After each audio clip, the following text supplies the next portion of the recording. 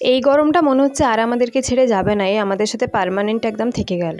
আর এই গরমে সব থেকে কম মশলায় একটা চিকেনের রেসিপি শেয়ার করছি, ঝটপট দেখে নিন আর বানিয়ে ফেলুন। বলতে পারেন একদম তেল মশলা ছাড়াই চিকেন। ভাবছেন তো এই তেল মশলা ছাড়া চিকেন কি খাওয়া যায় কখনো? কিন্তু যে পরিমাণ গরম পড়েছে তাতে তেল মশলা ছাড়া চিকেনই খেতে হবে। চিকেন স্টু তো অনেকে খেয়েছেন, কিন্তু এইরকম ভাবে চিকেনটা বানিয়ে দেখুন তো একদিন। এটুকু গ্যারেন্টি দিতে পারি যে সবাই কিন্তু হাত চেটে খাবে। তাহলে রেসিপিটা একবার ঝটপট দেখে। এখানে রয়েছে মোট আমার 1 কিলো 200 গ্রাম চিকেন। প্রথমেই কড়াই বসিয়ে নিয়েছি, তাতে দিয়েছি 1 থেকে 1.5 চামচ মতো সর্ষের তেল। এর বেশি তেল আর দেওয়ার প্রয়োজনই নেই। তারপর তাতে দিয়েছি 2টো তেজপাতা ছিঁড়ে, একই সঙ্গে দিয়ে দিয়েছি পেঁয়াজ। এখানে আমি নিয়েছি মোট 80 গ্রাম মতো পেঁয়াজ, মানে 2টো মিডিয়াম সাইজের পেঁয়াজ। পেঁয়াজটা হালকা ভাজা হয়ে গেলে দিয়ে দেবো আদা, রসুন আর কাঁচা লঙ্কার পেস্ট। এখানে আমি নিয়েছিলাম 8 থেকে 10 কোয়া রসুন, অল্প একটু আদা আর 10 থেকে 12টা কাঁচা লঙ্কা। সবকিছু দিয়ে ভালো করে কষিয়ে নেবো। দেবো অল্প একটু হলুদ গুঁড়ো আর গোলমরিচের গুঁড়ো।